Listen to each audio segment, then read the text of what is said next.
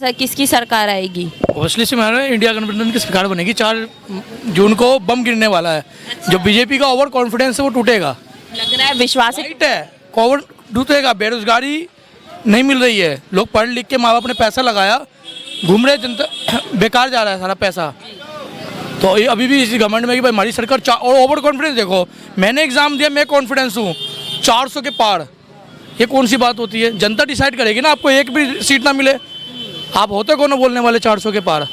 कोई नहीं आने वाला। 4 जून को इंडिया गठबंधन की सरकार बनेगी, जिसमें कांग्रेस की सीटें अच्छी आएंगी और बीजेपी का ईगो, बीजेपी का घमंड सब खत्म होएगा। जो जनता को महंगाई और बेरोजगारी की मार लगी है, जनता बस परेशान हो गई है। जनता बढ़ चुकी है, जनता यहाँ नहीं यहाँ तक बढ़ चुकी है बीजेपी से। अब नहीं, हिंदू मुस्लिम चल रही है, सिख सिखाई की लड़ाइयाँ चल रही है। आप किसी हिंदू मुस्लिम सब भाइयों को खड़ा कर दो, हर बंदा बीजेपी के अगेंस्ट बात कर रहा है। राम मंदिर की बात रहेगी, राम मंदिर देखो हक था, वो बना है।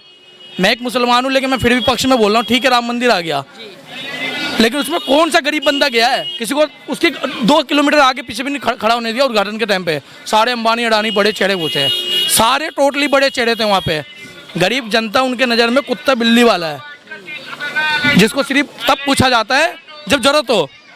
जब आदमी, समझ लो कैसे बताऊँ मैं, समझ लो आदमी नॉनवेज खा रहा है, खाया, हड्डी बच गई, कुत्ते को आवाज़ दे के थाली में डाल के दे दिया, वो गरीब जनता है बीजेपी के नज़र में।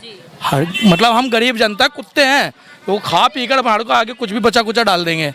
और अब गरीब जनता की आंखें खुल चुकी हैं, कुछ नहीं होने वाला, सरकार पलटेगी, कोई डाउट नहीं है। अच्छा, इधर उत्तर पश्चिम दिल्ली में क्या लग रहा है? फिलहाल तो यहाँ भाजपा के सांसद है, अब उदित राज को उतारा गया है कांग्रेस उदित राज को उतारा गया है। यहाँ पे ज़्यादा सीटें तो आम आदमी पार्टी जो 4 हैं वो चारों निकाल देगी।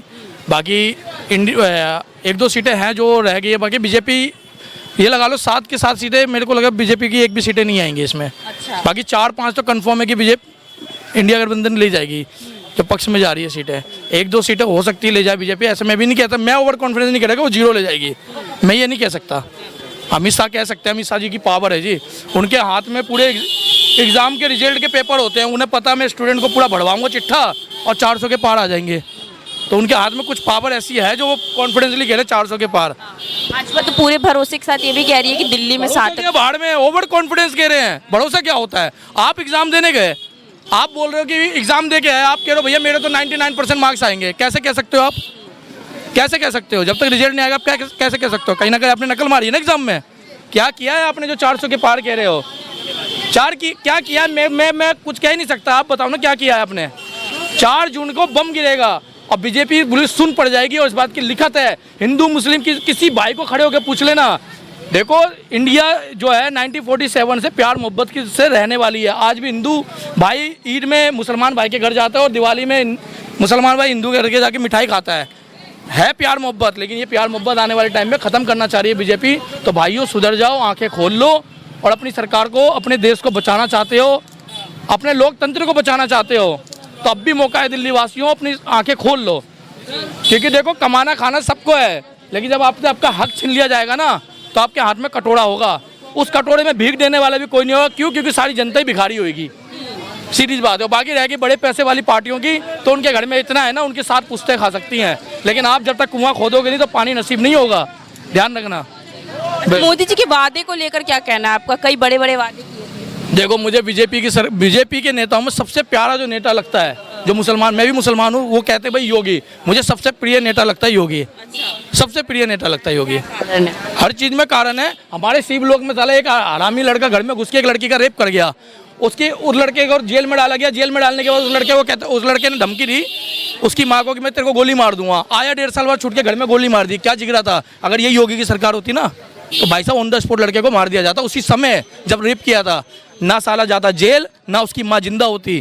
तो योगी ठीक है, बाकी सारे भ्रष्ट हैं, सारे बेकार हैं।